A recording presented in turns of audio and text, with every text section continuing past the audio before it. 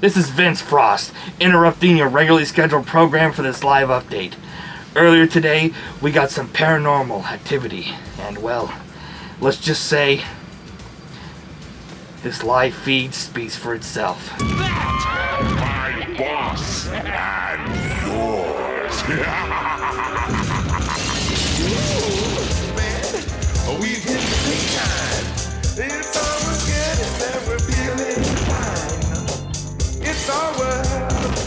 You know you better believe me. Just look around, look around, look around, look around. Hold on. Time for instruction. Hold on. For your instruction. It's all gonna change now. The Boogaloo is back in town.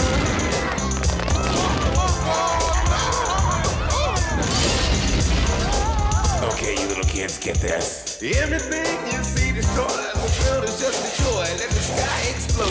The night is blowing cold. I want to pulverize, disseminate, and if it stands, annihilate. I'm gonna raise, smash, crash, break. Oh, it's fun to devastate. Now that the waiting time is done, look at the havoc we created, but we won. It took 2,000 years, but Boogaloo is back in town. Yeah, Boogaloo's back in town. Get up. Okay, listen to this. You still don't get it. How can people still forget it? But thanks for all of your assistance. Nothing pays off like persistence. Everything you see destroyed. The world is just a toy. Let the sky explode. The night winds are blowing cold. I'm gonna pulverize, disseminate, and if it's strange, I'm gonna annihilate. I'm gonna raise, smash, trash, break. Oh, it's fun to devastate. Hold on. Time for instruction. Hold on. For your instruction, it's all gonna change now. That Boogaloo is back in town. He's back in town. Boogaloo is back in town. Oh my God, what are we gonna do? Jesus help us. Welcome back, everyone. And, in times like these, who are you gonna call? That's right, buddyshotz.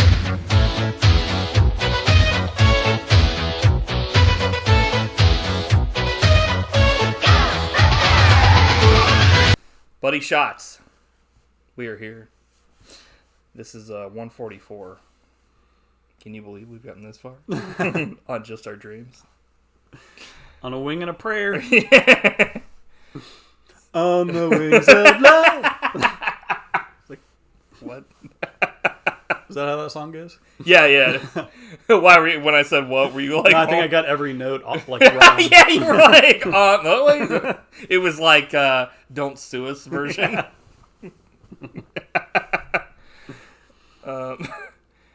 So this is Ghostbusters week, and of course it's not Ghostbusters that everybody would probably think this would be. The beloved classic. It's Ghostbusters 2. The redheaded stepchild. Yeah, Ghostbusters 2 and the Real Ghostbusters. Dude, this is a screenshot. Yeah. God. So guys, as usual, if you enjoy this episode, make sure to subscribe. We appreciate it. I'm not laughing because of that, but the freaking Dan Aykroyd. The Dan Aykroyd! So, more people have seen the Real Ghostbusters than they have Ghostbusters 2. Really? Yeah. That's very surprising. Yeah. I think in the long run, the Real Ghostbusters is way more beloved than, like, any of the other things. Mm-hmm. Probably not more than one, mm-hmm. but like definitely more than 2 and Afterlife and the remake.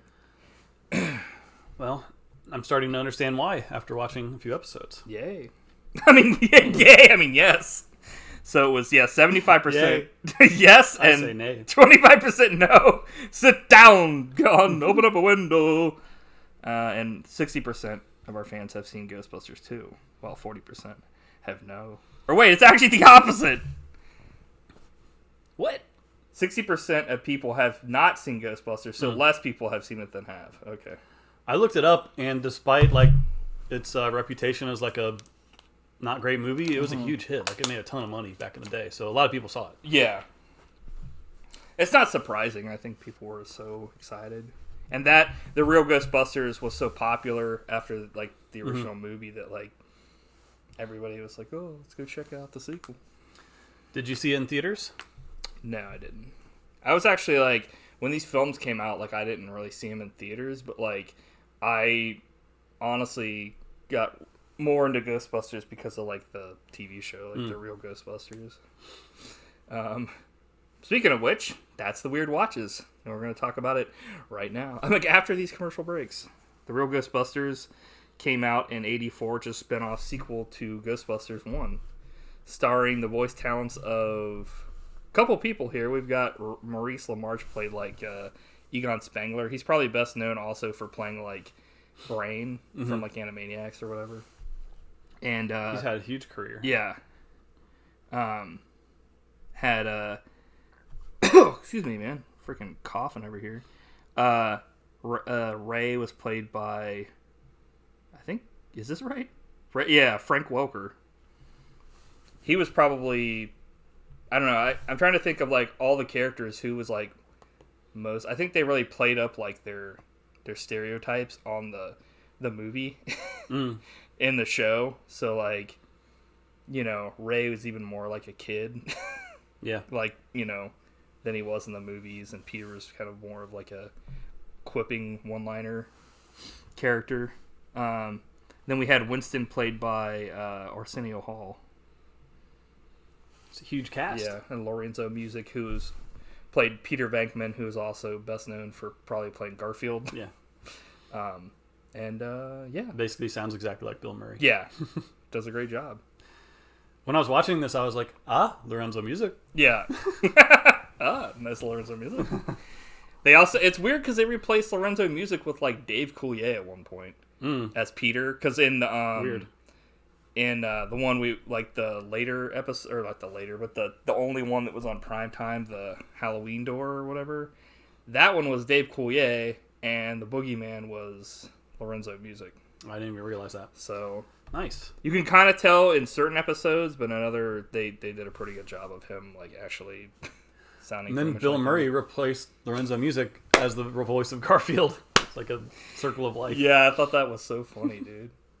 And he was replaced by Chris Pratt, the greatest voice actor. The funny thing I thought about, or that I was thinking about that, was that like I remember back in the day, Bill Murray was like shitting on Lorenzo Music, like being like he's, you know, not shitting on him, but being like he wasn't happy with like him as like Peter, and I was like, why? What? I wonder why. Yeah, I just remember hearing that, and that might not even be true, but I just remember hearing it and being like, what? I wonder if he held him upside down and threw him in a trash can. Like Lorenzo Music did that to Bill Murray. He kills him like in Zombieland. You're trash. I'm going to put you in the trash where you belong.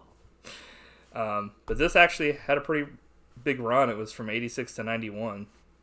And did you watch the show regularly back when it was on? Oh yeah, for sure. Nice. Yeah, I actually had like everything, like the firehouse and all that stuff. Yeah, I remember you had that. I still have that crap, I think, somewhere at the house. I was thinking about trying to find it and dig it out and bring some of the figures over here, but then I forgot about it. You didn't understand the assignment. I fucked up. But yeah, it continues the adventures of paranormal investigators Dr. Peter Venkman, Dr. Egon Spengler, Dr. Ray Stantz, and eventually Dr. Winston Zedmore. He got his doctorate. And Janine. And this is when they like turned like Slimer into like a mascot character, was this show. And that's why he's in the sequel, like Ghostbusters 2, a bunch. Oh, you mean Onion Head? No, I don't. Fuck that. I'm OG. I only refer to him as Onion Head. Fuck off. Hashtag not my Slimer. That's so stupid. Onion Head. That's his name. Why'd they change it? Because Slimer's way better? Because Onion Head's stupid. It was like before they that was like something that was probably just in the script that before they knew. Did they even say it in the first movie? I don't even remember. He was a character that wasn't even named. He was just like, so like that was like either fans or something that was like Onion Head, and then it was like in the cartoon they call him like Slimer. So I think that's why it caught on. Sadly, to the detriment of the show, because in the later seasons it was called like Slimer and the Ghostbusters, so it was like half took over? Slimer cartoons, and no. it was shit. But Yeah, like I probably saw an episode of this here or there back in the day, but I don't think I watched much of it. Yeah. So like I watched 3 episodes this week, and I was like, whoa, Yeah. this show's great. yeah, this show is probably like the best, like, I don't know, continuation of like a movie franchise for my money, as far as like, Yeah, I mean, we've watched a few others like Karate Kid, which was very Yeah. lackluster, and some Yeah. others, and this was like really good. Highly yeah, entertaining. I would say, I mean, like, obviously for an animated series, but I think you could put this up against any like TV show, and Yeah. it's just as good. And I was worried a little bit because when I watched the pilot episode, and I was like, "Oh, this is aimed at like babies," but it's Yeah. really not. It's Yeah. it's. I mean, yeah, kids are its prime audience. It's funny but because like I picked 2 that specifically have kids as like the forefront of like, but that's actually rarely the case. It would just so happen the 2 that I ended up picking, because the one was the only time that they actually were on prime time, like the Halloween door or whatever, and it had like a different intro, and like, you know, they went all out with the animation and stuff. But the regular animation isn't bad. So, but like the other one, the Boogeyman or whatever, was one that was pretty like scary, at least when I watched it as a kid. Oh, I bet I'd be His terrified. fucking voice is like horrifying. His like crazy eyes. I was Yeah, like, it's like a huge head with like goat legs and stuff. It's like Jesus. I can see that scaring kids for sure. Yeah, but pretty much like this and Castlevania is the reason why like I even like did anything with like Vince Frost or Steak or anything like that. It got me into the whole like paranormal kind of, you know, because the thing with Real Ghostbusters was like, it was like what, you know, pretty much what I'm gonna kind of get into with why I think it's a better, the way that the Ghostbusters should have gone in the first place is like each episode is like a different threat and like a different thing, and like there's different stuff going on. It's not like, you know, Ghostbusters and then Ghostbusters Afterlife, where they had like the Zoomarians and Gozer being like the main guy. It was like, obviously in this Dude, that was show, so like they horrible. didn't really do that, but they had like a couple characters that were reoccurring, but it was like over 7 seasons of like years of stuff. So like they had like, you know, the Boogeyman would come back and stuff, but not very often. But like that was kind of like their big thing. But like usually it was like a different thing each time. So Monster of the Week. right, Great format. freak of the week. But so yeah, I guess you said that you hadn't really watched it like back in the day. No, as I was, much. I or was so whatever. impressed by like the scope of each of these episodes, because a lot of times in animation, like they try to reuse as many assets as they Right, can and yeah. stuff, and that was not like, each one was epically different. Like Yeah. tons of new characters and creatures, and like the first episode and the Halloween one had like kaiju battles and Yeah. stuff. Like it was so huge scale, I couldn't believe like Yeah. and they're pretty much nonstop action too. Which, Yeah, I think like the biggest thing about like these is that like obviously like it kind of the reason why there were so many different like character designs was because they were trying to, you know, sell toys. But this is one of the only times where that's actually been like a betterment for the show. yeah. Like there are so many different creatures in this that, you know, in monsters, and like the whole thing with Boogeyman, like that episode where like they try to trap him at first, and it's like It's a whole Boogeyman universe. he's not a ghost, and it's like, what? Like they actually fight, you know, like, you know, that kind of stuff where it's like they actually venture into that, which I was like, dude, that's pretty cool. Like, yeah. it's like like you said, it's like the expanded like Ghostbuster. It's kind of, I think, like this is what Dan Aykroyd wanted them to do, but like they completely botched it. But anyway, so I guess we'll like the Halloween door. This one was definitely like their big like check us out kind of thing. Even though the show was already big, it was like kind of like the Turtles had like a primetime episode once, and it was not super great. Like this one was actually like pretty good. It's not one of the best episodes they've done, but it's still like they actually put their all into it, which is great. I thought it was kind of weird. Like great. this was one of the later seasons though, because like Lewis from like Ghostbusters 2, it like is in the actual like show by this point, and he's not in like the original and stuff like that, as like a reoccurring character, which I always thought was kind of cool to have him in there. It's just Yeah, kind of he's interesting great. that he's not like, he wasn't in the original. But essentially, this episode's about like a dude that wants to like end Halloween, and it's essentially I think like a play on like the Parents Association and stuff like that to kind of be like, you know, play this character as like the bad guy because he's trying to ruin fun and stuff like that, and being a stuck up piece of crap. And usually in cartoons, like when they try to give a message across, it's very like simplistic. Yeah. But I enjoyed the message they were trying to get at with this. Like, it was a little bit preachy, but I liked it. Yeah. Why Halloween is cool and important. Yeah, I mean, in this, it's specifically like the reason why it's important is there's like an actual like monster that if like Halloween disappears will like come back and like rule. But like, yeah, usually it's like they have to make a case for like why this is necessary for people, but this is like a legit like this is necessary. Otherwise, this guy's gonna like kill people, which I thought was kind of funny. But yeah, this premiered in prime time on ABC and was featured on a special opening and closing sequence, which I still Do you remember that? I remember it, but I still remember being like kind of. I remember watching it and at the end being pissed because not my favorite, but like I always liked the end where they're like doing the parade or whatever, and they're like, yeah, that is the best part. Yeah, it is really cool. I like the intro as well to this show or whatever, like the regular intro. I understood why they like kind of like changed it up and stuff because it was their one time to kind of like do different stuff and show off like clips from past shows and stuff in the intro. But I think like the original intro is still like king for that. I agree. So in 2016, the Boogaloo character or Boogaloo, he received like an actual like, I guess they have like the Tobin Spirit Guide, like the official Ghostbusters, like, you know, like these are all our monsters, and he actually got like put in there. Nice, which I thought was he's a great cool. monster, especially because he has his own music video.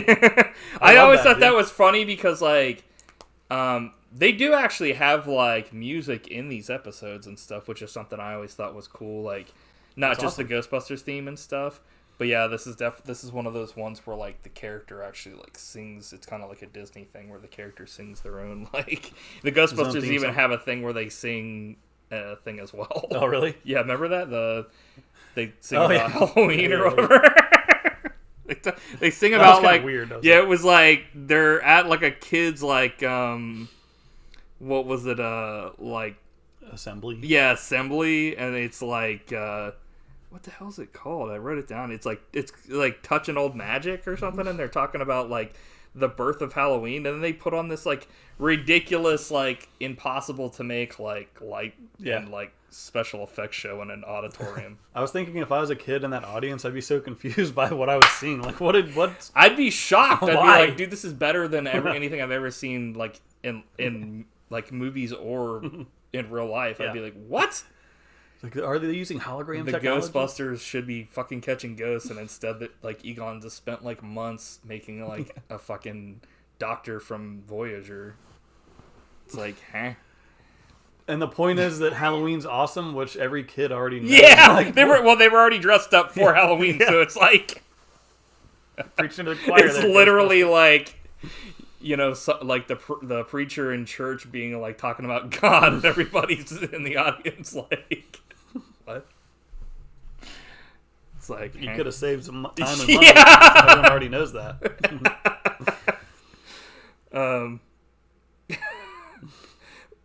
I also think this is funny because this is something that happens in cartoons a lot, where like Slimer dresses as Peter and Peter dresses as Slimer, and it's like in cartoons this happens where like they have super realistic masks that these characters have made.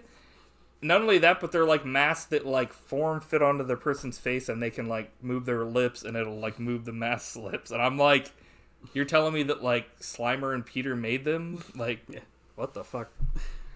It may make them more money if they like went into like the mask business. Mission Impossible mask. Yeah, it's like bullshit. Peter says, "I love you," and two old dudes are like, "Huh?"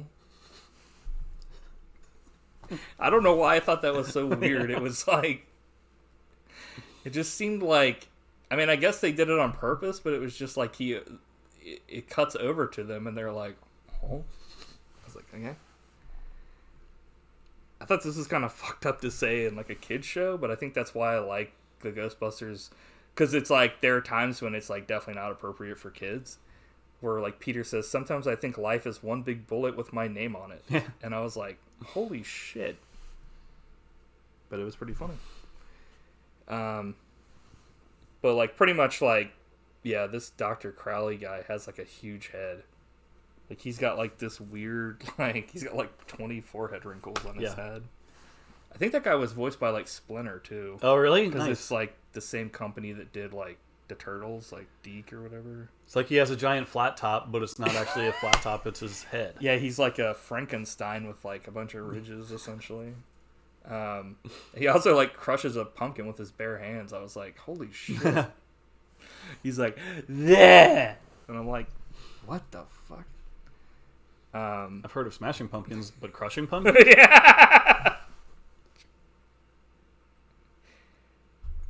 I don't know if like the dude said this, but like I have a note that said children are putting on their fright masks. Was that something that Probably a line of dialogue. Yeah, I was like, hopefully I didn't just write that. But essentially, this guy is The like fright mask. this guy is like the Grinch Yeah. with like The he Halloween rhymes Grinch. or whatever.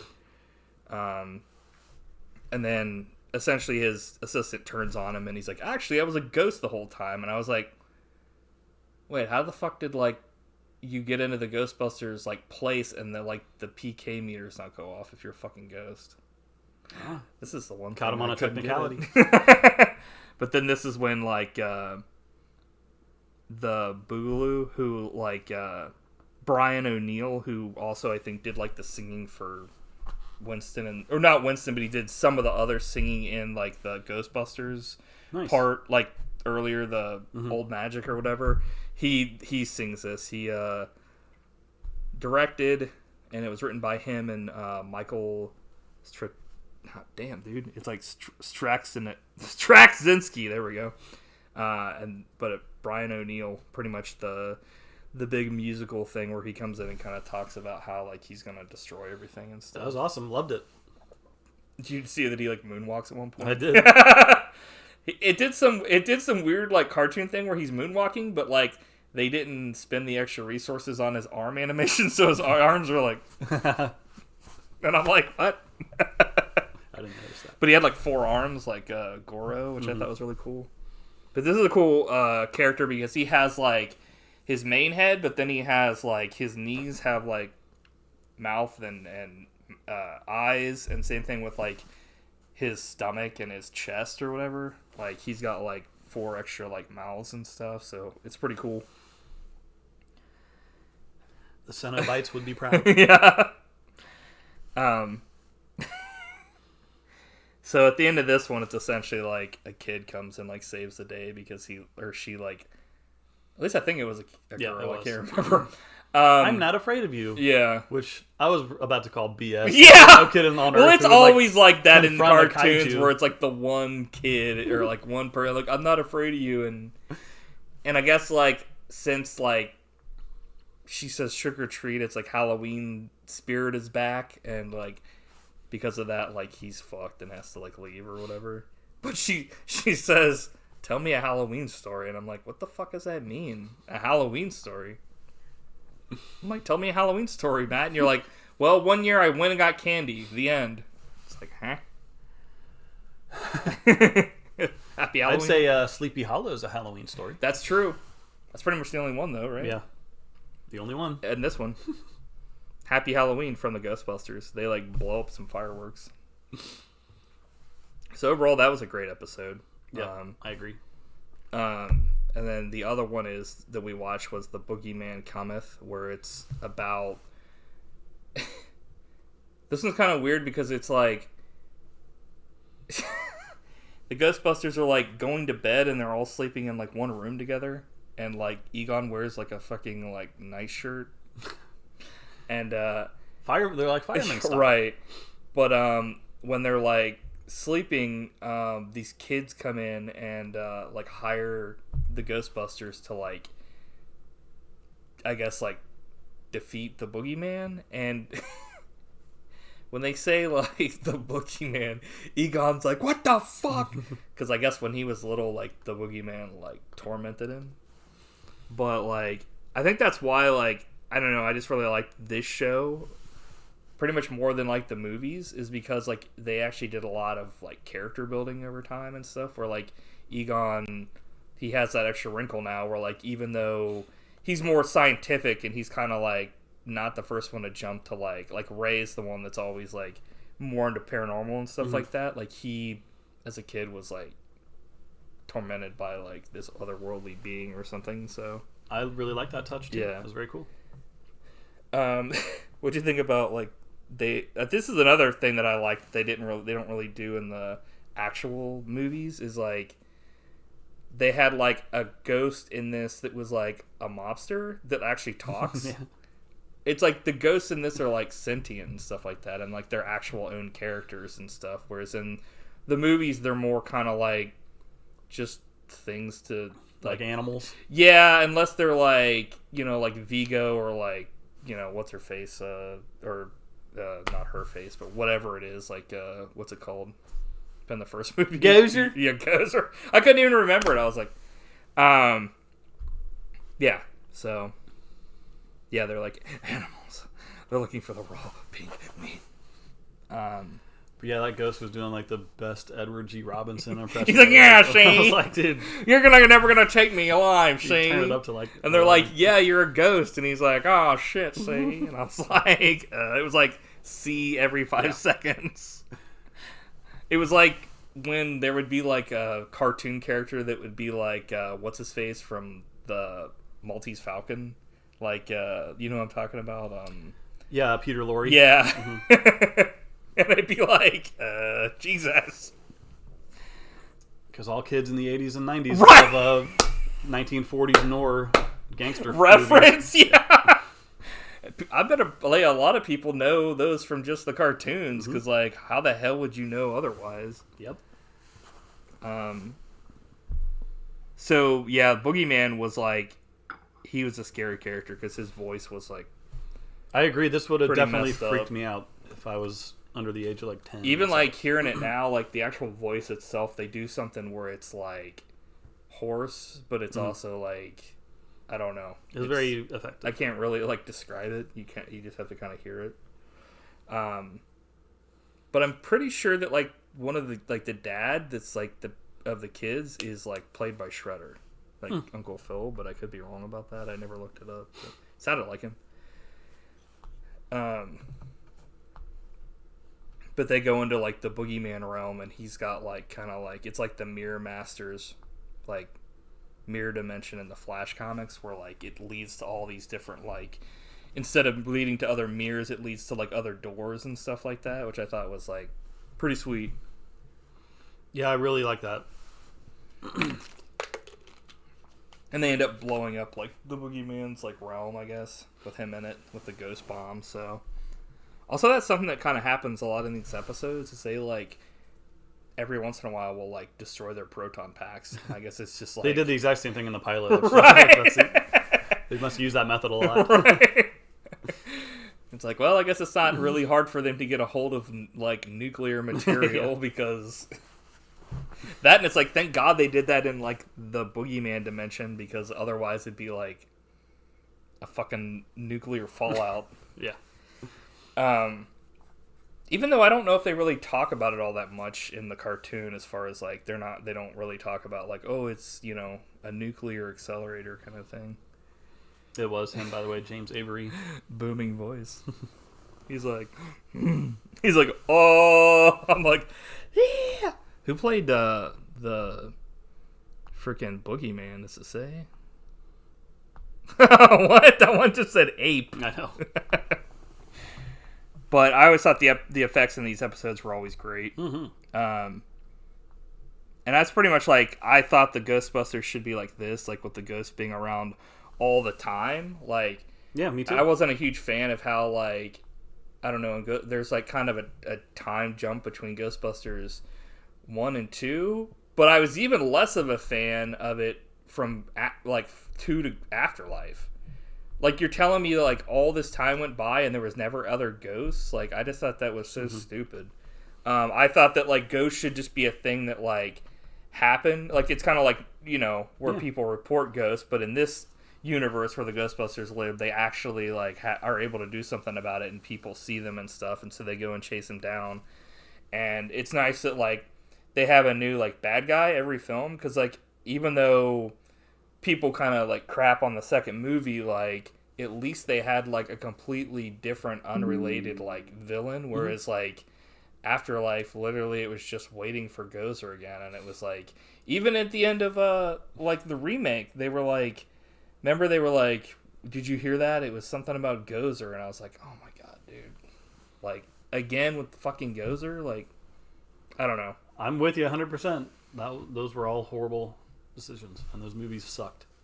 And it's like, I don't know. I just thought it was stupid because it showed in this that, like, you could have, like, a lot of the episodes of the Ghostbusters, like, they go to a specific place. Like, there's an episode where they go to, like, the circus, and, like, there's, like, a good ghost and a bad ghost, and they can't untangle them at the end, so they have to send them both to, like, you know, the ghost, like, you know, the thing, and they can't get them out. They're like always locked together, and that was like, that's pretty messed up for a kid, you know, like essentially a good guy is going to, like, hell or whatever. Yeah. But it was like, they also had a thing on the show where, like, there's a reverse Manhattan called, like, Hell Manhattan or whatever, and that was going to be one of the, like, a third Ghostbusters film was going to be cool. They go to, like, hell. Dude, nice. And I was like, that, like, Dan Aykroyd was always trying to get that off the ground, and, like, another Ghostbusters movie just never happened, which I know 2 wasn't, like, I know it wasn't critically received well, but it still made money, so I still don't understand. I think Columbia's always been really bad about, like, I don't know, until now when they try to, like, you know, nostalgia bait it. Right. But, like, you know, they could have totally done, I mean, I guess they would have done it, but, like, Bill Murray was always kind of like the dude that was like, I don't want to be involved, but... Yeah, that's a shame. But it had a huge influence on me, so at least the Real Ghostbusters. I think it's just as good, if not better, than the films, like the Real Ghostbusters. Yeah, I enjoyed watching the episodes more than this movie. Yeah. But that's not to say there's nothing. Well, let's talk about it. So this one is the sequel, like the official movie sequel to Ghostbusters 1. In 1989. I think it also didn't help that this went against, I think, like, Batman. Dude, I wanted to mention that because this top 10 is freaking ridiculous. Yeah. So if you went to see Ghostbusters the weekend that came out, here's what else is playing. Indiana Jones and the Last Crusade, Dead Poet Society, Star Trek V: The Final Frontier, Field of Dreams, No Holds Barred, Roadhouse, Pet Sematary, K9 starring Jim Belushi, and Twins. And Batman came out the week after. Yeah. So it had 1 week. It had 1 week of uncontested against Batman, but there was also, you know, The Last Crusade, and if you were a Star Trek fan, a movie you couldn't miss because it was at that time supposed to be the last film. One of the worst ones. Yeah, but you know, this is directed by Ivan Reitman and written by Dan Aykroyd and Harold Ramis. The film stars Bill Murray, Aykroyd, Sigourney Weaver, Ramis, Ernie Hudson, Rick Moranis, and Annie Potts. And it's the second film in the Ghostbusters franchise, if you didn't know. It's kind of funny for how big Ghostbusters actually is if you think about it in pop culture, that really there's only 3 films. That is ridiculous. Like, at least to me, I always thought it was fucking stupid they never made a ton more of these films. I mean, not to say they would have been great, but, like, how could you not bank on that? Mm-hmm. Like, you look at the Batman franchise, and they did a ton of films. Like, I mean, the later ones, they started diminished returns, but still, it's like, I don't know.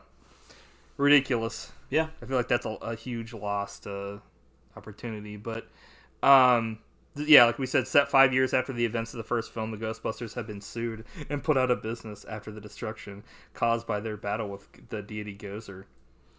When a new paranormal threat emerges, the Ghostbusters reunite to combat it and save the world. As much as I like this film, I was never, like, a huge fan of, like, the whole, like, everybody, like, I never got, like, how it was, like, ghosts existed and the Ghostbusters saved the world, and then, like, they are blamed for it. Like, it's very, like, nihilistic. Like, you know, it takes something, like, cool, like a paranormal, like, we've established this world, and it makes it, like, you know, kind of treats it like it was just, like, a joke the whole time or something. Yeah, that's definitely... I think that leads to how some people feel disappointed, because the first movie's, like, they set up this awesome world and, like, all this lore and stuff, and then it's, like, they do nothing with it. Right. Yeah. Could have been just the idea. But it's kind of like what they did with Afterlife as well. Like, they set things up in this movie again, and it's like, this one's even more the Ghostbusters of the heroes, because, like, it's like, all this stuff happens, and it's, like, undeniable, and then literally ghosts just don't exist until randomly something happens at wherever Afterlife takes place, like out in some desert somewhere. So I'm gonna spend time criticizing this movie, but I do want to say, like, this is still a pretty fun movie to watch, and like, this cast is undeniable. This is kind of like Turtles 2 for me, where it's like a guilty pleasure, where I find it, like, I still find it really good, but it's like, if I had just watched it today, I don't know if I would like it as much, but, like, it's like I can't, like, go into it without having some sort of, like, it's like the Expendables glasses. for me. Right. Like, I can say those movies aren't great, but I enjoy the cast. It was like Mario Brothers, where I spent the whole time shitting on it and then gave it a perfect score. I do have to say, this soundtrack freaking rules. Yeah. Like, I agree. The Ghostbusters is in here by Ray Parker Jr. Then we've got, like, the Run DMC one. That was great. That's probably my favorite part of the whole movie, is that montage with the Run DMC. They have a couple. On Our Own by Bobby Brown. Flip City is another one where everything starts going nuts, and, like, Higher and Higher. They have two versions of that in this, which I always like that when they're walking the Statue of Liberty or whatever. Spirit by Dougie Fresh. Nice. It's the one I think they play that one maybe in, like, the credits, like, Spirit, some people here, some people here. It's like, what? Some of these other ones, I think, like Flesh and Blood, I think that one that's, like, by Danny Elfman and Oingo Boingo. Oh, nice. I think that one's just on the soundtrack or in the credits. Yeah, and then, of course, We're Back by Bobby Brown. So, I think one of those was definitely stuck in my head all week. Flesh and Blood, maybe. Also, regardless, I want to thank you for sending me that screenshot. Oh yeah, dude.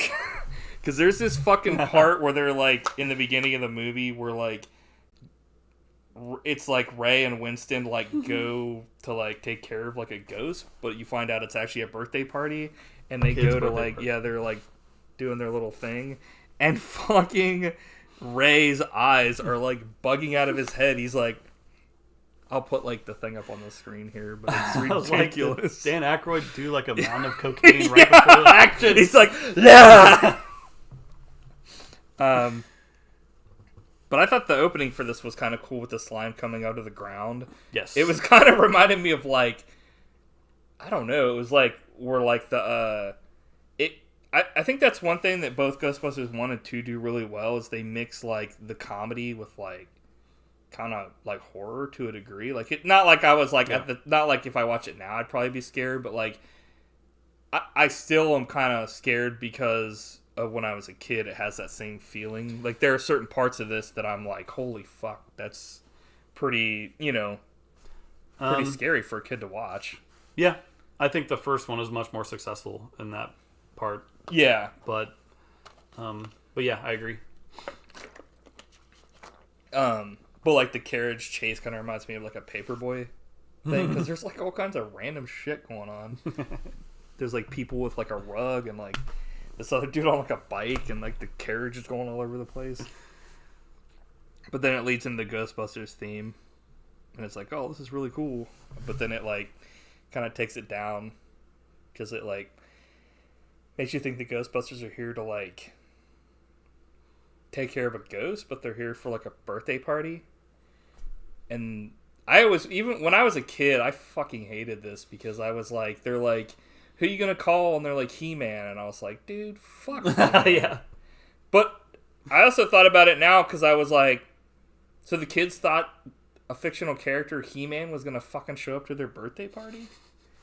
I also thought, like, so This was something Well, Spider-Man's a fictional character. That's He true. Shows up. Well, dressed up, yeah. It's not like it would actually be fucking Spider-Man. So I this is something though I never really thought about, and maybe I'm sure other people have kind of thought about this, but I didn't think about it until just this time watching it.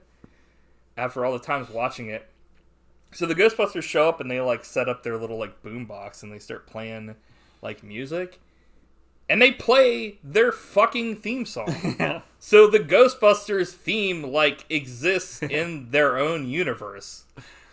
It would be like if James Bond played like the Right, 007 and I theme. was like, wait a minute, I never thought about that, but like, what the fuck? I don't mind that kind of stuff. Oh, I don't That's either. fine. I just thought it was weird. I never even thought about it. I think it was just because I was so into the movie that I never really was like, wait a minute. I really thought, I like the dynamic between Aykroyd and Ernie Hudson. Mm-hmm. I've always really liked their dynamic, and in this he calls him Z for like Zedmore or whatever. Yeah, I mean, the Ghostbusters are all great. I mean, Yeah, it's kind of like the Turtles movies. The Turtles are all great. It's Yeah. just kind of sometimes the shit that happens around them that's kind of like... I think one of my big complaints that I have sometimes about this film, and even the first one, is that, like, Winston really doesn't have shit to do for a lot of the film. And, like, I love Winston as much as the other Ghostbusters, because he's, like, the everyman. So he's, like, the Riker, where he literally is like, so you're telling me, you know, like... But, like... He shows up in this first little bit with Ray, but, like, he doesn't show up again for another, like, 30 minutes or something. Like, he's not even at the fucking trial where the Ghostbusters are, like, being sentenced. yeah, that's so weird. And I'm like, that doesn't make any sense that he wouldn't be there for at least moral support, even though he wouldn't be in trouble. He wouldn't be there for them for, like, moral support? Like, that makes no... And, like, Janine's not there either, like... I mean, I guess Janine maybe would be like, I'm running the business right now, but, like, why isn't... Like, what the fuck is... like he doing, because it's not like they're still busting ghosts, you know, like I don't know. This movie, especially like the first hour, Yeah. it's just like low energy to me. It's like not much happens. It's just It's kind of like weird pacing, a little bit of a sad getting the band back together, because Yeah. like Bill Murray's, I feel like this thing with Bill Murray was like written by Bill Murray. Yeah, oh yeah, because you can totally tell. it's like the worst shit in the movie in my opinion. There's a few laughs, but they're few and far between for Bill me. Murray is probably like the worst part of this film for me. He made me laugh a few times. I don't hate him, but like I feel like the best stuff is when towards the end when he's like actually kind of like being a father figure to like Oscar. Like the whole I don't know, almost was thinking like, wouldn't it be cool if there was a third Ghostbusters film where like Dana Barrett had like passed away and he was raising Oscar as his son or something. You're like, I wish Sigourney Weaver was dead. But I love her so much that I wouldn't want her to like leave. But it's kind of But I weird agree. that she's fucking the central thing of two fucking films. Like That is weird. And I agree with you totally on Bill Murray. It's the same problem with Scrooged. yeah, Like that movie's okay until the end when he gives that huge rambling speech, and I'm like, dude, this is not good. yeah. Like Bill Murray needs an editor. Yeah, I mean, I don't want to be that guy that's like says I hate Bill Murray or anything, but I'm going to. No, but like everybody always talks about how he's like the person that like held the Ghostbusters movies together, but I don't think that at all. I feel like flop sweat when I Yeah. watch him in this movie. Like he's trying too hard, and Well, it's not working. Yeah, it's like I think I don't know. But I don't want to say anything about him, like, you know, like what I think Yeah. about him as like an actor or anything, like as far as like how I think like this or that or what other people is like overrated, but like I think the other people in the film are giving a better like performance and actually caring more than he Yes. does, and you can totally tell. you can tell because it's literally like they're trying to do what they did in the first film where they just kind of let Bill Murray do whatever the fuck he wants, and in this film it's like doesn't really work. Yeah. Except for when he's like, it turns out to be a big lizard. Like, that is such a funny moment. That's probably the biggest laugh in the movie for me. But, like I said, it's way more miss than hit with him.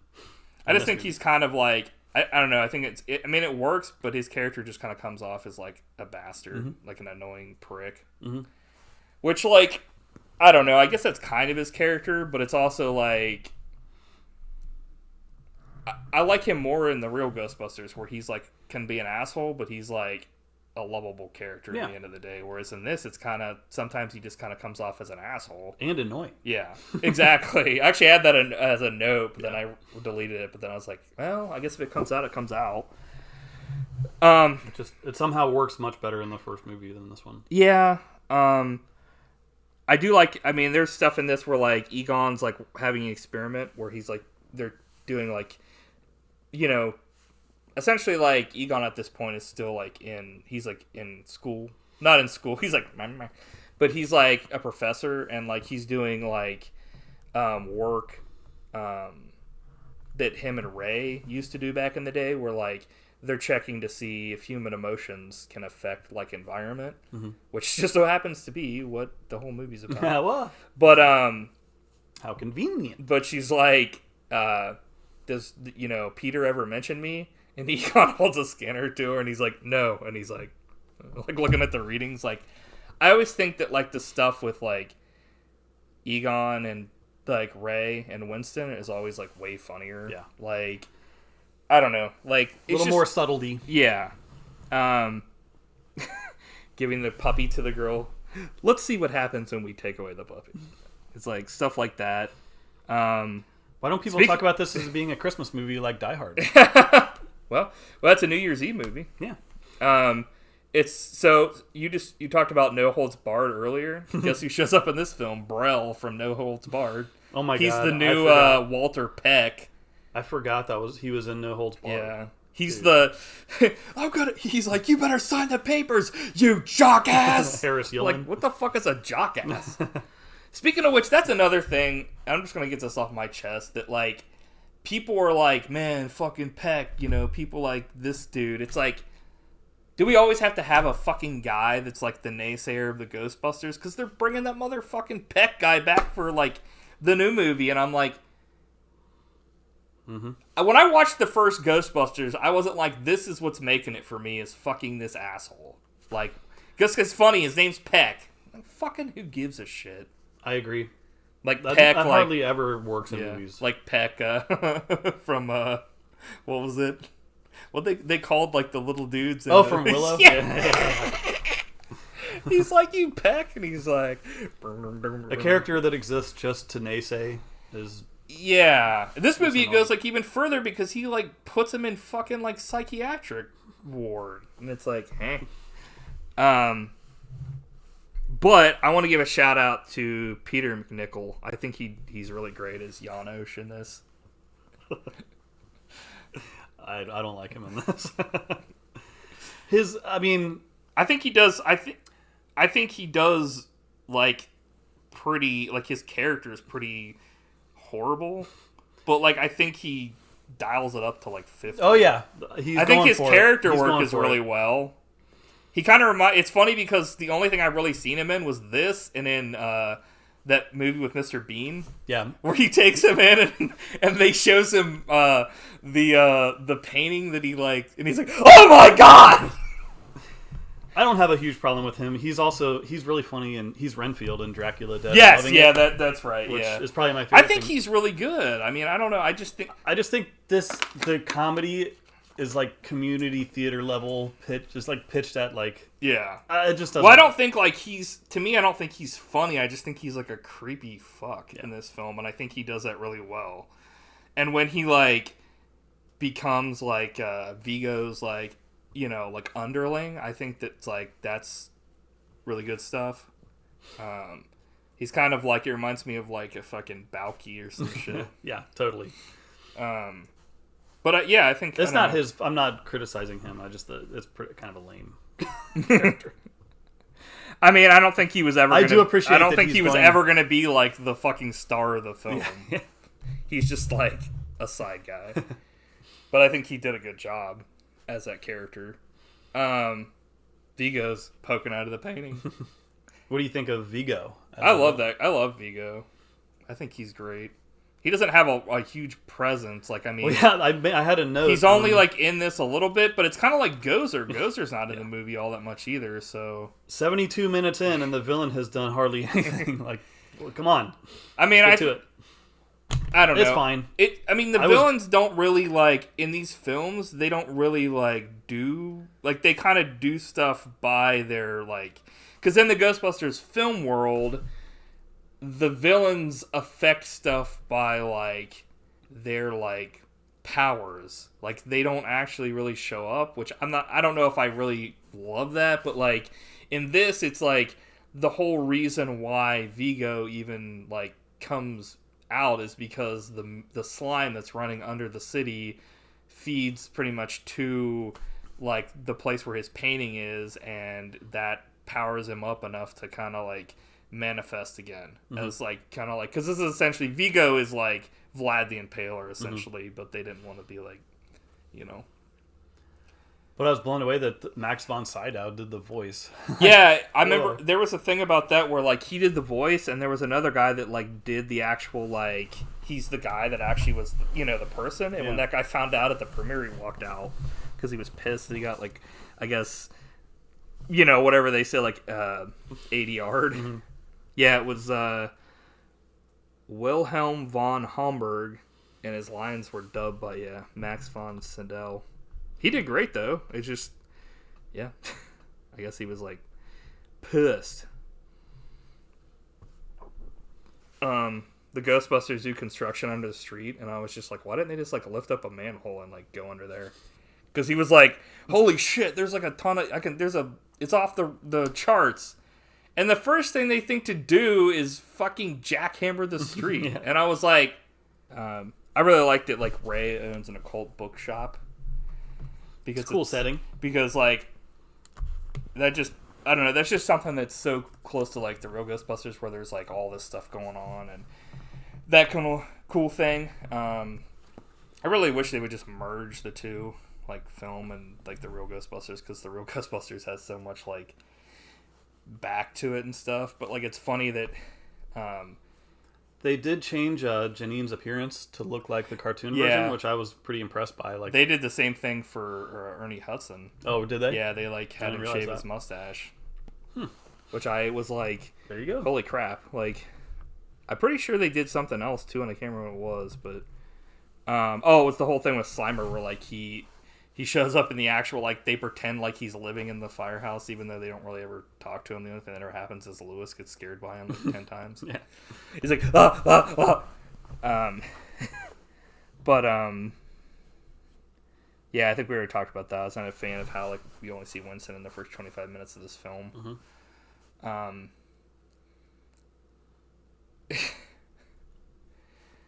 Freaking, I thought the River of Slime always looked really cool. It's a cool effect. Yeah, really cool. And today it would be done by CG, and you wouldn't even think twice about it. I mean, yeah, it just wouldn't looks be impressive. So gross or whatever, but it's really good. That always scared me, though, because they have him underground, then, like, the actual slime tries to grab him at one point. And I was like, holy shit. And I wrote down Aykroyd torture, and I don't know why. I have no idea why. Aykroyd torture? Maybe that's what you were... Maybe I was feeling tortured. I don't know. Does he get tortured at any point? Now I'm gonna have to watch the movie again to figure out why I wrote that. That's like somehow you got one of my notes. I know. An Aykroyd torture. He's I like got nothing. The only thing I can think of is like the whole thing with Dan Aykroyd's character Ray. Is it like just like in the Real Ghostbusters, he's always the one that they make do shit. So maybe like he's being tortured because he's being like dangled, lowered down. Yeah. But he like knocks out the one power line that connects all of New York. I was like, what? Yeah, another blackout. Yeah. I think as a kid, this scared the shit out of me. As an adult, not so much. But yeah, when what's his face goes to Dana's like place, like Janosch, at night, and then she's like no, and she closes the door, and he's like eyes start glowing. I was like, like as a kid, I was like, no. Rick Moranis, good stuff. Yeah, he's great in this. It cracked me up. I think it was during the trial when he was like, I had to make the whole time. Another huge laugh. He's like, Your Honor, ladies and gentlemen of the audience, I don't think it's fair to call my clients fraud. Sure, the blackout was a big problem for everybody. I was trapped in an elevator for 2 hours, and I had to make the whole time. But I don't blame them, because one time I turned into a dog and they helped me. Great line. Egon's like, very good, Lewis. Short, but pointless. And the part where he's like, give me a break, we're both lawyers. Yeah, I think it's just I mean, I understand why he retired from acting to, for his family, but it's a shame because Rick Moranis he's the shit. Yeah, anyone who grew up like around goat. our age, Rick Moranis is he would still be doing stuff to this day, and I feel like he would have been doing great stuff. It's just, it happens, Mm-hmm. At least we still have him around. Yeah. Didn't he get like assaulted on the street? Man, the guy can't catch a Some break. random dude Rick Moranis of all people. Yeah, knocked him with a fucking billy club or some shit. Also, see our previous episode, Strange Brew. Yeah. What do you think of Sigourney Weaver in this, coming straight off her Oscar nomination? She's hot. No, she's great. She's always great. Yeah, I think we're both huge fans of hers, as we've talked about. Yeah, at Annie length Potts before. is great in this too. Mm-hmm. I mean, she's just. I think she kind of paved the way for that like non-caring kind of like attractive, like in a different way, like secretary that's kind of like quiet. Well, not quiet. What's the word? Like kind of like a nerd, but not really. Mm-hmm. Like I don't know. Yeah. So. I can't really go too far without saying like Harold Ramis is so great in this. Rest in peace for him. He's for sure. He was so. I remember one of the last things I remember seeing him in was well, I know he was in stuff after it, but like he was in As Good as It Gets as like, really? a doctor or whatever, as a doctor, and he was just great. He was in a true general. genius. Yeah, he's awesome. I do remember like hearing stuff like Harold Ramis and like Bill Murray got into a huge fight, and they didn't really talk to each other for years because of like I think it was, I don't know what it was about, but it's probably one of the reasons why they never made Ghostbusters 3 was just the whole disagreement stuff. I always find that weird when that happens with people who are older than high school age. Yeah. Like, come on. Yeah, I mean, I guess it would depend your on what it would differences be. aside. If somebody completely like fucking ripped me apart, I'd probably be pretty pissed at them, but I don't know. Well, here we go. Yeah. Yeah, I don't really know what it would even have Like, been. why did you pick Ghostbusters 2? Never going to talk to you again. Yeah, I don't know what it would have been, honestly, but whatever. I've had a note because at one point they mentioned the Sizzler. Remember that place? Yeah. Did you ever go to the Sizzler back in the day? Yeah. They used to have one around here. They did. It was like, That was where, I think I've told you the story before, but like I went to dinner with a friend and his mom. She took us to Sizzler, and then something happened that I didn't understand. And she's like, like the bill came. You're like, we gotta pay? she got super mad at us for some reason and pulled us out of the restaurant like mid-meal. Really? She's like, we're going home. Damn. And like I didn't understand why. Maybe it was Bill Murray. She's like, I'm never talking to you again. Traumatized at the Sizzler. You got Aykroyd tortured. Aykroyd torture coming up. That was me when I watched that documentary he made in that hotel room about like talking about like aliens, and I was like, dude, this is like the shadiest shit I've ever seen in my life. I thought it was funny that like they were gonna give the Ghostbusters 18 months in prison for like knocking out the power. I was like, seems a little fucking excessive. Maybe I was thinking about the time Aykroyd tortured me when he showed up an hour late to his event because he was eating Montgomery Inn. He's like, seconds, please. He's like, Aykroyd torture. Who is the judge in this? Because he fucking That was Harris Yulin. He goes nuts in this. Yeah. He gets pissed at one point, and the slime makes ghosts real again. I always thought this was a funny part where he's like, "Oh my god, the Scolari brothers!" I was like, wow, great. An actual ghost in this Right! Ghostbusters movie. Like, there's hardly any freaking ghosts in this movie, man. Come on. That's one of the things that I just hate about I think the Ghostbusters film universe is that for some reason they decide that ghosts are not a constant thing.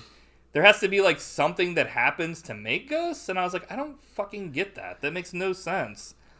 At least the first one had a few action set pieces throughout, like ghost Right. appearances throughout the movie, but like there's hardly anything in this. But in like Ghostbusters 1, it's like ghosts like existed, and like they're all over the place. they decided to start up a business to fucking catch them and make money off of it. Whereas in this one, it's well, after the first film until now, for some reason, ghosts like have to be triggered by like bad thoughts, bad. Well, vibes. bad stuff. So like in this one, it's about mood, and then the next one, in the afterlife, it was like something to do with like some shit. I don't know. Like Gozer was fucking not there or something, and then they came back.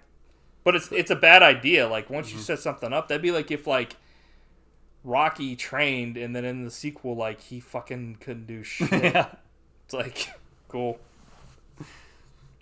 In the sequel, everyone's like, "Who's Apollo Creed?" Yeah. I always thought this was kind of funny. Do, Re, Egon. But Winston should have been there.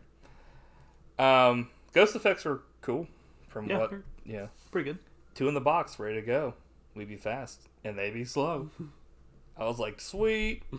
This is where the movie should have started. I agree. Awesome ghost catching montage set to Run DMC. Yes, loved it. This was fucking awesome because this is the closest you get to the real Ghostbusters in this film. Actually, from this point forward. Because they're actually catching ghosts. Like, you didn't need the nihilistic, like, the Ghostbusters are out of business and ghosts don't exist and they were sued. You need, okay, well, ghosts always exist. And now, like, you know, they have to take on this other threat named Vigo. Yeah. Like, that's all you needed. You didn't need... Yeah, it's just more fun. Well, it's more fun, and it's like the whole thing about the beginning is like it's essentially like just for a joke at the expense of the Ghostbusters, which no one really thought was that funny. You essentially like make the characters like useless. Like, haha, the Ghostbusters are now like Losers. Yeah, it's like cool. Yeah, because I really wanted to see what fucking Peter Venkman was doing when he wasn't a Ghostbuster. It's like he was torturing people before. That was really great. And now in this movie, he's like... Essentially, you give Peter Venkman any power outside of the Ghostbusters, and he's like a fucking, like, Attila the Hun. He's like a complete lunatic. Because in the first film, he was like torturing students that were men, and in this one, he's like shitting on people that come on his show on national TV. It's like... This man's a fucking psycho. I thought this was kind of a funny scene, and I don't know if this was like... They were thinking it was like... It should have been an outtake. Because it almost seems like it was something that should have happened if Ray was possessed. Because there's a part in this film where Ray... Like, they show Egon, and he's kind of like... They're in the car. And Ray's driving, and you just see the back of Ray's head or whatever. And Peter's like they're shocked because he's driving out of control. And I'm like... I feel like there's a missing scene there where like he's possessed or you know what I mean, like that. I don't know. I always felt that when I watched it, it was like it seemed like something that it was like kind of funny, like an outtake, but they just kind of like left it in, and it was just weird. I don't hate it. I just thought it was kind of like it didn't really lead to anything. But I guess that's kind of like some of this film is like doesn't really lead to anything. Like the beginning, it's like, So, Mood Slime Ray and Egon are sleeping with the slime. So, as a kid, I thought that meant they were sleeping with it, but does that mean they were, like, literally having sex with, like, the slime? Like, I don't... Is that what it meant? I think that was potentially... Implied. Yeah. I don't understand how. I'll have to do some research. I'm like, I'm having fucking Aykroyd torture. They set up the whole the toaster dancing scene where they're like all standing around the toaster or whatever, and it's playing higher and higher. As a kid, I always thought this was cool, but Yeah, it's okay. Yeah, it's like this is the kind of stuff this movie needs more of. Is like the Ghostbusters together. Yeah. Because he like and like fun gags. Yeah, like because he pretends to get his hand. Like Peter pretends that he's being like, "Oh, I'm being attacked by the toaster," and they're like, "Get him!" It's just like fun joking around. It's like that's what you want to see more of. Is like the four of them being together, and as a kid, this kind of freaked me out. Where like the tub reaches for Dana and Oscar. Like this scene scared the shit out of me. Yeah. But watching it back now, it wasn't really that scary. But it was like a cool effect. I was like, holy shit, how'd they do that? I think the only really one of the funny things that Peter says in this, where he's like sleeping and they're like knocking and he's like, "What the hell is this?" And I'm like, "Is this an outtake?" Yeah, did you know they were filming? Yeah. Good call. But then they talk about like Vigo. He's essentially like Rasputin because like he was like 105 and like he didn't die of old age. He was poisoned, stabbed, shot, hung, stretched, disemboweled, drawn, and quartered. And he was known as Vigo the Cruel, Vigo the Torturer. Actually, that's Aykroyd the Torturer. Vigo the Despised, Vigo the Unholy. So, like, yeah, he's pretty much like... I liked the whole idea of that kind of thing where it's like the character is like essentially like a sorcerer and stuff. Mm-hmm. Like, it's like, in the first one, it was like someone that was like a god, and this one it's like kind of like someone that had a lot of power and they died, but like the death is only like a delay until they come back. Mm-hmm. I was like, dude, that's really cool, because like you don't really see usually in the other one, in the show it's like ghosts and stuff like that. So I wasn't a huge fan of his plan because this was such a trope in like the 80s and 90s. Like, I need the child, right? Yeah, I didn't like the plan. I always thought it would be cooler if he was just like, if he got enough like negative emotions, he could just use his sorcery to come back. Yeah, like it'd be cool. And like, yeah, I don't know. I didn't hate like there being like Dana having a kid in this film. I just thought it was kind of ridiculous that like she once again was targeted. Mm-hmm. How convenient. And the first one, it made sense because it's not like she was specifically targeted. It was just she happened to be in a fucking apartment that was in the ley lines and stuff like that. This one, it was like, it just so happened to be the guy that was working on the painting was her boss and like liked her. And so like he picked her. So it was like, Ray was intoxicated by Vigo until he got tortured. So after watching Austin Powers, all these years later, coming back and watching this film, the part where Peter's taking pictures of Vigo, he's like, "Yeah, baby, yeah." I was like, it all goes back to Austin Powers. Cracking up. I was like, dude, how much better would it be if Austin Powers was in this film? A lot better. Yeah. Should do a crossover. Yeah.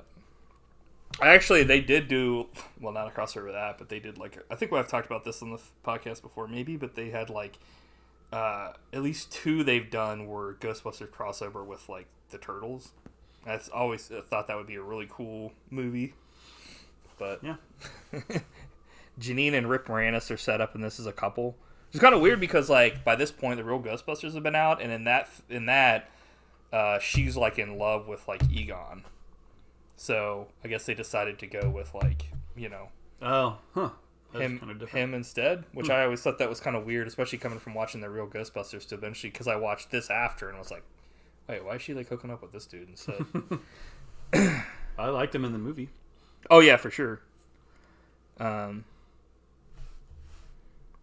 thought this was like a scene that was pretty cool where like, well, it was cool, but then it was scary where like they're talking about what food they want to get, like how about Indian, no too spicy, what about the pizza, it's like, it was just a small scene, but it's like, or small dialogue, but that was totally like Aykroyd and Ramis, where it was like the dialogue was put in there to further their like, their characters. You can be like, oh, they're so, that's what people do, like that are friends. They just like, well, what do you want to eat? Like that kind of stuff. It's like, this, I was like, I'm just going to go through the film and tell you every part that scared me as a kid. But when it's locked and like, they're like being burned to death almost, I was like, holy shit. But it was cool because Winston comes to the rescue. This was probably the scariest part, though, in this entire film. When they go underground. What do you think about this nowadays? You probably weren't scared by it now, right? But no. Like, when I was a kid, like, this was by far the scariest thing. Because, like, they're, like, down there, and they're, like, Ray's, like, doing echoes, and then Winston's like, hey, and it's like, Winston. And he was like, and then there's like heads on sticks.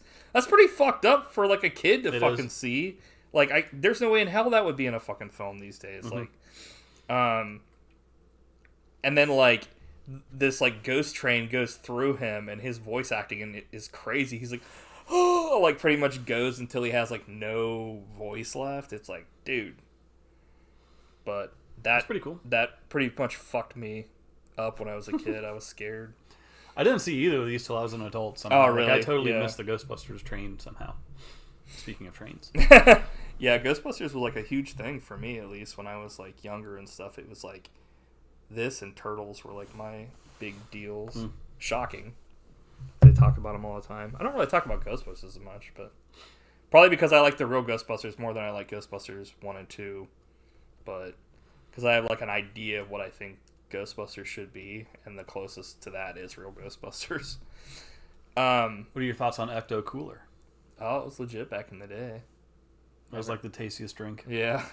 I tried to recreate it because there's all kinds of different like websites DIY. and stuff, yeah, that have like made it. There's actually like Ghostbusters, like, you know, like unofficial, like the Ghostbusters core in this place or that place, because, you know, it's like the Stormtrooper core, you know, different cities. There was one that made it, and I made it, and it was okay, but I was like, this just doesn't taste the same. Like, you know, I mean, it could, obviously, it's been so many years that even if they brought it back and had the same formula, I might be like, this doesn't taste the same, but... It was always the worst at lunch when, like, you were stuck with milk or something, and someone Someone else had had Ecto Ecto Cooler. Cooler, yeah! There's nothing I wanted more than that Ecto Cooler. Yeah, those were the shit. Yeah, I love that. Slimer was on the front, like... He's like... But, like, they kind of find out that, like, the slime is negative because they go in, and then when they finally come out, they're, like, going to kill each other, or they try to.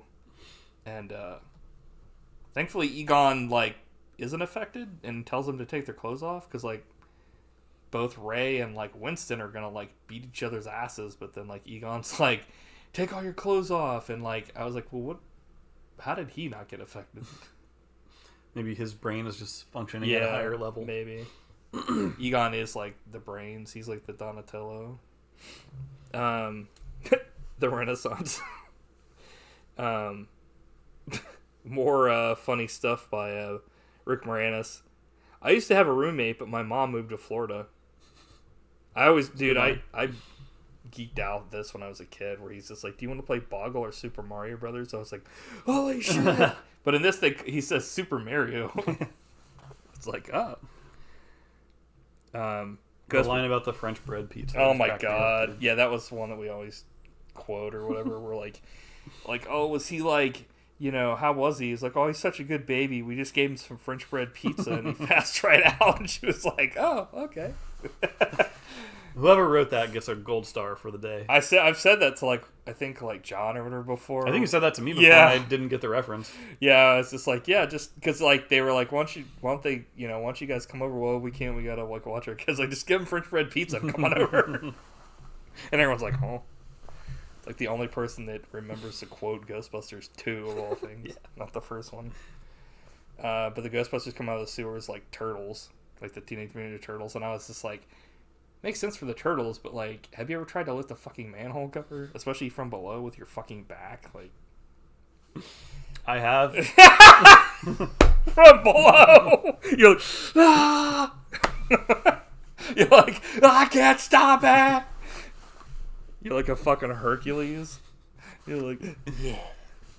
I've lifted them and thrown them like frisbees. And I've caught him in my teeth. Like a bit of bite mark out of it. Like, take a bite out of crime. It's like, oh. Oh, I was cracking up how the Ghostbusters are wearing long underwear, but it corrected it to weaning. They're fucking weaning long underwear. Yeah, like Laurel and Hardy style. Yeah. I'm like, why don't you brats go to bed?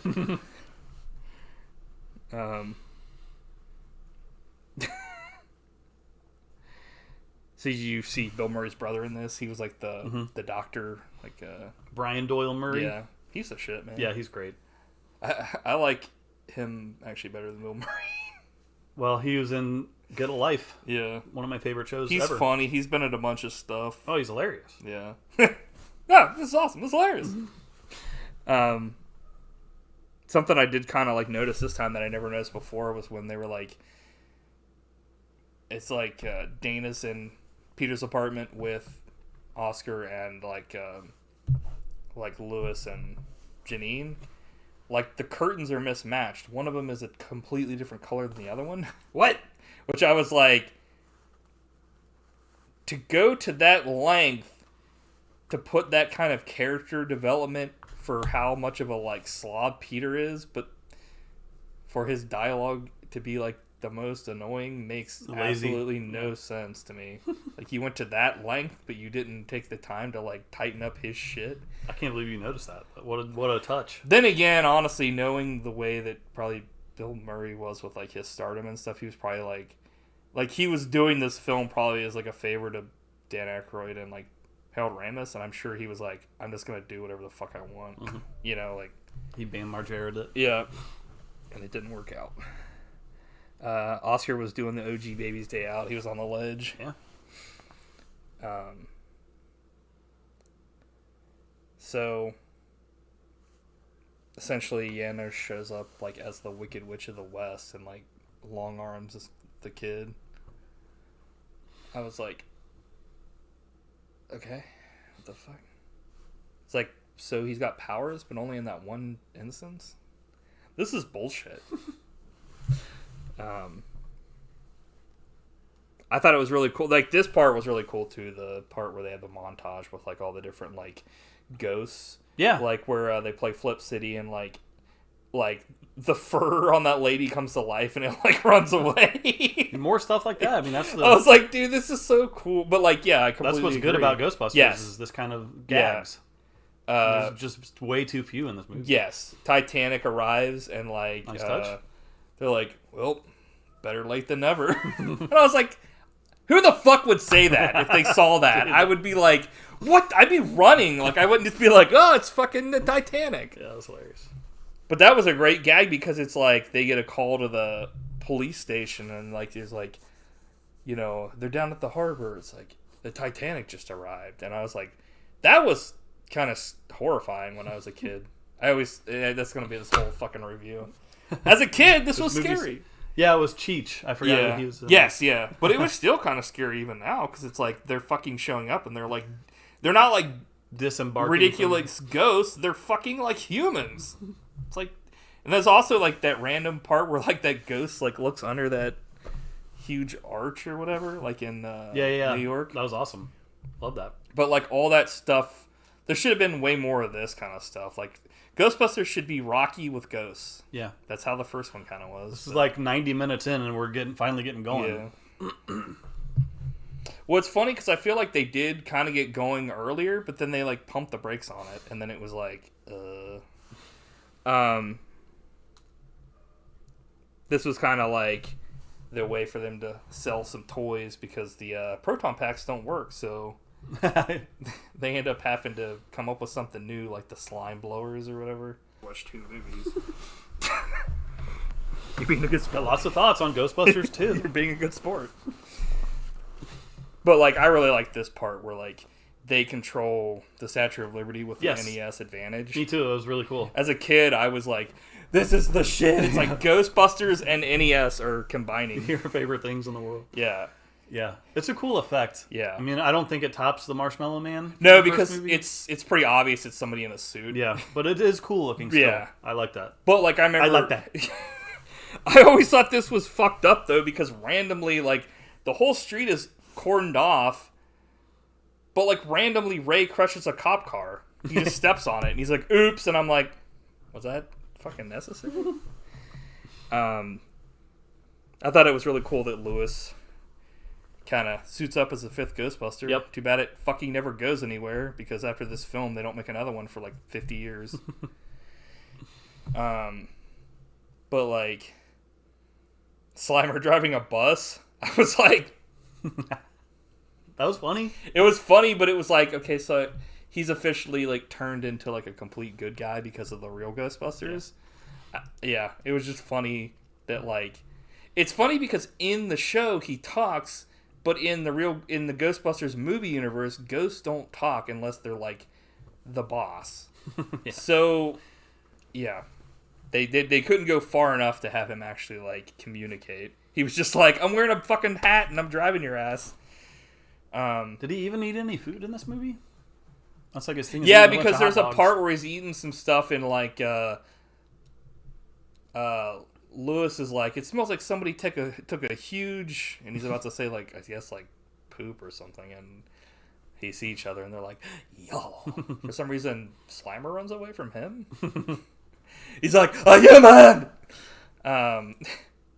But I thought this effect was kind of cool on Vigo, where like when he finally comes out of the painting, he has like this after image effect where it's like there's multiple of him and stuff as he moves, and I was like, I don't know, I was like, man, that's kind of like, it's a cool way to like express like an otherworldly kind of thing.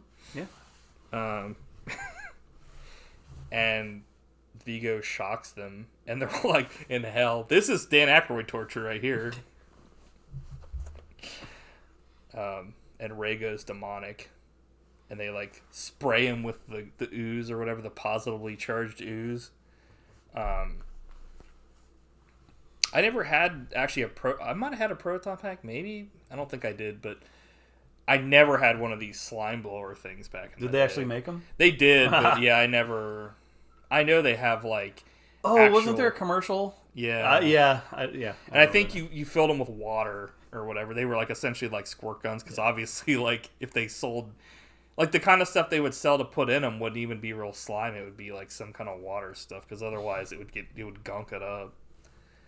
My cousins had all the Ghostbusters toys. Stuff. Nice. I was always jealous. Yeah. Quality toys from this franchise. True. I remember I had one specifically where like it was a ghost with one eye, and you would like hit one of the arms and it would like pop out, and it was attached to a string, so you could just put it back in. Nice. And they had a line of Ghostbusters that like when they saw something, they got like, they were like, oh, and their eyes would bug out in their mouth, and I had those. I remember those. Those were cool. Pretty much I just quality had those, and they had like the turtles and stuff. So I never got into like He-Man or G.I. Joe or like, you know, any of those other ones, or Transformers, but those were kind of my, I guess, Transformers. So they essentially like they beat Vigo here. It's kind of like he essentially tortures the fuck out of him, and then like the people outside are singing like Auld Lang Syne, and he like goes back in the painting. They shoot it with like the proton pack and the slime, and he goes to hell, I guess. I don't know. This is a little bit lackluster. Yeah, it's kind of a non-ending. Mm-hmm. But then they have their fucking Ghostbusters painting where they're all like ripped. That was cool. Yeah, I always thought that was really cool. You should get one of those and frame it. Dude, holy shit. But with us. And put it back here. Like, yeah. We're like, yeah, I'm like... It's like, huh? Yeah. So... I have one of my notes here that says, I love this film, but after going through it, I'm not exactly sure if that's true. I love this film. Unequivocally, this is the best film ever made. I don't hate it. I just don't think... that was my text. Yeah, it's a little lackluster. I mean, you've been a good sport about this. Like I said, like some of my notes are like, I do like the stuff with Peter and the baby. But yeah, there's that's some good stuff in there. About it for Peter. Mm-hmm. After release of the film, Lewis was added to the actual show, which we talked about. But like, pretty much my last thought on all this is like, I feel like the Ghostbusters premise should just be about like different films, and I think we already talked about that. And that's why like, I don't know, I'm kind of cautiously optimistic about the new one, because they talked about, so they Don't said do it. Don't do it.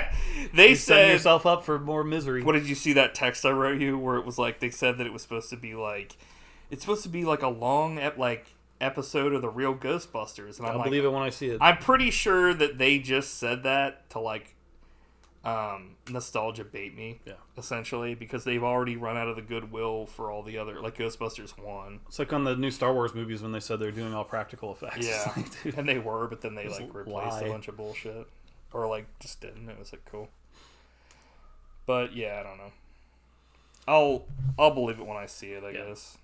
Fool me once, shame on me. Yeah, it's just kind of a shame. It sucks that like, I understand why the Ghostbusters films are like the the de facto, but I think like for the Ghostbusters universe, the Real Ghostbusters is the actual true universe for me as far as like how well it's handled and stuff. The only thing I don't understand about the animated series is how Egon's hair works. Yeah, it's like it's got this goes on weird. like a tube. Yeah, it's like a. It's like a. What's it called? Like a piece of ice cream or not? Hey, can you give me a piece of ice cream, please?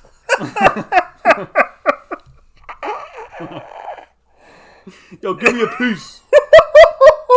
I meant like it's like a swirl of ice cream. Yeah, like soft serve. Yeah. Like me after Taco Bell. Like my body, like I turn into soft serve and die. Yeah. They definitely go like the more outlandish route to like kind of distinguish people. And they even like have the color jumpsuits, which I actually like. I wish that they kind of did that in the actual movie. But yeah. My score will be 6.95. Cool. Hell yeah, dude. I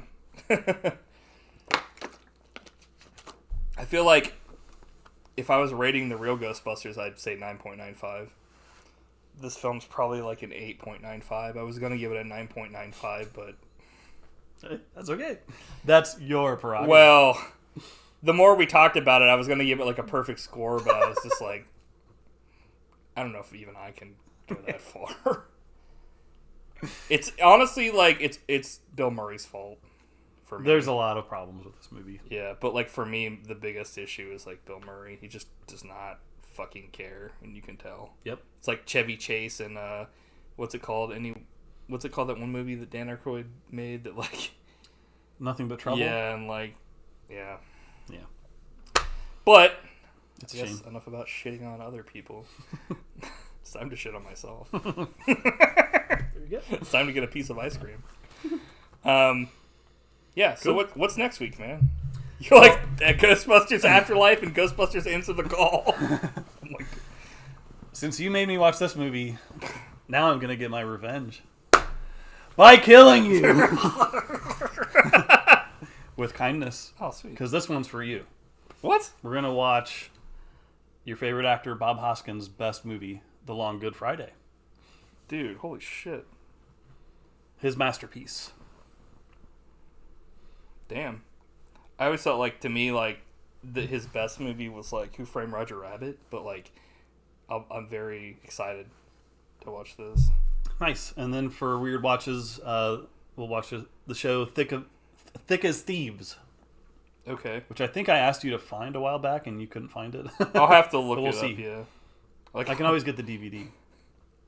You're like, for Weird Watches, so we're watching The Short Bad Tuesday. You're like, oh, dude. So Thick as Thieves. What's Thick as Thieves? What's that? It's a comedy, I think, like one of his earlier. Bob. Oh yeah, Bob. Okay, I do remember kind of going into research for this. So And I okay. can't remember if you could find it or not, but either way, I'll probably get it I'll on figure it DVD. out. Yeah, I'll figure it out. I'm sure. If you can't, figure it out. So Cool. yeah, So Bob Hoskins week next week. yeah, man, I can't wait. This is great. Nice. Thick as Thieves, The Long Good Friday. Long Good Friday. I'm assuming that's like a noir, maybe. It's a crime yeah film. But I think most people agree it's like his finest hour, Nice, including me. sweet. It's like, right? It's like Super Mario Brothers and then Yeah. everything. It's But he's always great. I mean, you can't go wrong with good old Bob. It's like Who Framed Roger Rabbit, Super Mario Brothers, The Long Good Friday, and then above Super Mario Brothers is The Last Jedi for his favorite films.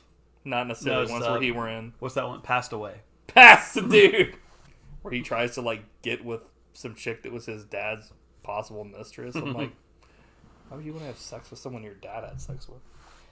Anyway, so yeah, All right. I guess that's pretty much it for Ghostbusters, because, Cool. yeah, until they release the new film. No. Now I got scared. You did. So, I guess we'll see you till later, guys. See you till later. Have a good piece of ice cream.